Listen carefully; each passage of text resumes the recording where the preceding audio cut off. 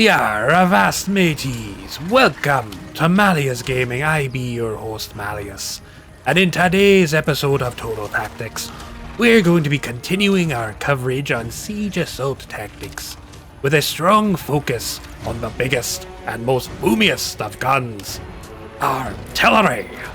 I'll be demonstrating the merits of a strong gunpowder bombardment using numerous cannons and mortars to blast the enemy walls into rubble, and the enemy troops into giblets.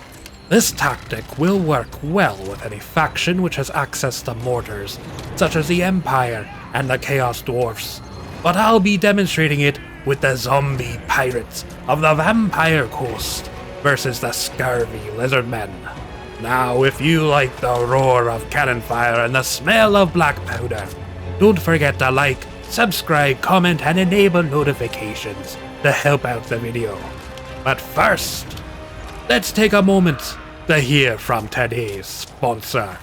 Are you looking to save money on video games?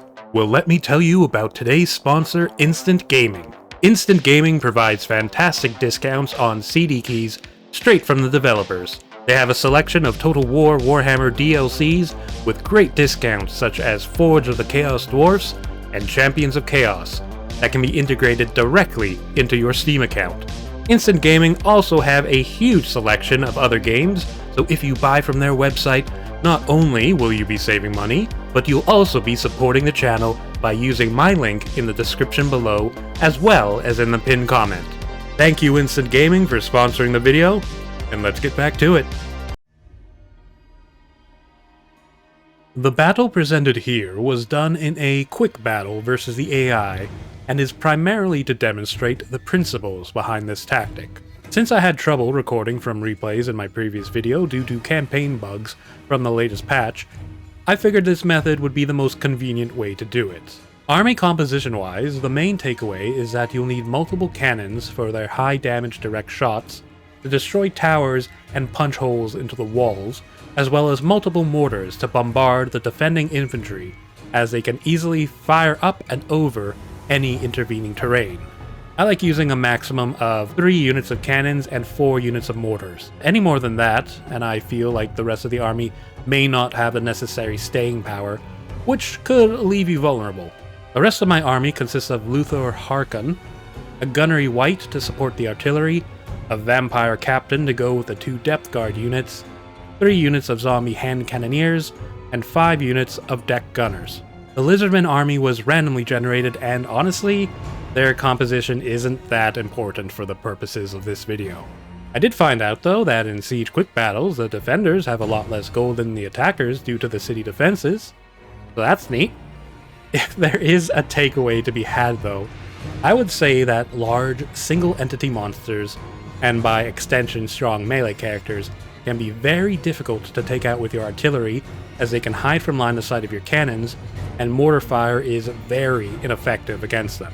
You will need strong heavy melee infantry to eliminate them within the city streets. Armor-piercing missile troops could potentially work as well, but they can be quite vulnerable within the confines of the city due to poor fields of fire. You can put them up on what's left of the walls, but if anything climbs up there with them, they'll be in trouble.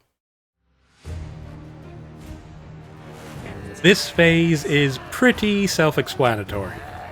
Commence the bombardment! With your cannons, prioritize the enemy towers, then the gates, and then any section of walls with troops on them. Punch as many holes into the city as you want, just be patient, and don't rush in. Use your mortars to punish enemy infantry atop the walls or bunching up behind them in the streets. Large blocks of infantry are the priority for the mortars, as like I mentioned earlier, they'll do minimal damage to any monsters or characters. Having an engineer character to babysit the artillery can be extremely helpful. Units like Empire or Dwarven engineers, or the gunnery wight in this case, can increase your artillery's accuracy, reloading skill, and also replenish their ammo. Using these characters to enhance your artillery will let you get the most out of them, and cause as much havoc as possible. This phase is optional, really, and more dependent on whether you have access to flyers or stealthy troops which can bypass the walls. You can use these units to target any vulnerable isolated units like wizards, artillery, or missile units. A lord on a flying monster is a great option to use here.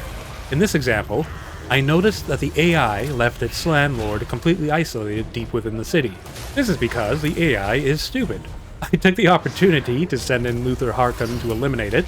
Always remember to keep an eye out for any weaknesses the enemy presents, and try to keep mobile units in reserve so you can take advantage of those mistakes. At this point, the enemy's defenses are rubble. The majority of their troops have been destroyed or routed. Any vulnerable support units have been eliminated. There's a good chance the battle's already been won, but if there are any stragglers left, it's time to send in the cleanup crew. Your troops should still be fresh and have suffered little to no casualties. You can send in your range units up to the breaches in the walls to try to draw a bead on any enemy survivors. This can be a little finicky, as they may have trouble getting a clear line of fire through the gaps, or the enemy could try to attack them as they get close. My zombie hand cannoneers got caught up against some red-crested skinks in Kroxigor, but they had enough guns to easily see off the weakened defenders. The feral Dread Saurian, on the other hand, needed some heavy hitters to deal with it. I sent in my vampire captain with her depth guard bodyguard, whose anti-large, armor-piercing polearms quickly took care of the monster. Really, at this point, the enemy should be so weakened from your heavy artillery bombardment that your infantry should easily be able to mop up anything that's left. I've found that the Blackpowder bombardment tactic works wonderfully as long as you are patient and mindful of your targets. In this example battle, I got away with a grand total of 33 casualties, though it has a strong potential to let you take cities while absolutely minimizing your losses. Even if the enemy garrison heavily outnumbers you, the bombardment should be enough to whittle down their numbers to something far more manageable, especially if you prioritize their more dangerous units. Don't forget that if you destroy a section of wall with troops on top of it, a good chunk of that unit will be instantly wiped out. I'd argue that the biggest weakness of this tactic is taking out strong single-entity units, which is why I highly recommend taking some solid, heavy infantry. The big guns should be able to do an immense amount of damage, but they may not be able to get everything, so having some shock infantry to clear things out is essential. In my army for this battle, I'd probably swap out the hand cannoneers for more depth guard, but I wanted to see how they'd perform with shooting through the wall breaches. If the enemy retreats further into the city, trying to stay out of range of your artillery, you can easily advance and form a beachhead, like I showed in my previous siege assault video.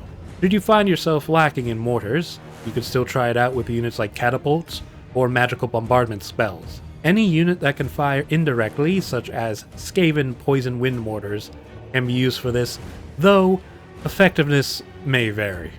Yarr, thank ye all so much for watching. I hope you enjoyed the video, ye landlubbers. This is one of my favourite ways to conquer a city, because who doesn't like a good broadside, am I right, lads? What other methods do ye mighty generals like to use when pillaging a city for booty? Let me know down below in the comments. I'd also like to give another special thanks to Instant Gaming for sponsoring this video, so be sure to check them out if you'd like to avoid sailing the high seas, but still want some well-priced keys to unlock gaming treasure. If you'd like to see more of these kinds of videos, don't forget to like, subscribe, comment, and turn on your notifications to help out the channel within the abyssal depths of YouTube. If you don't, he'll be off to Davy Jones' locker with ye. I hope you all have a great day, guys, and I'll see you in the next one. Bye!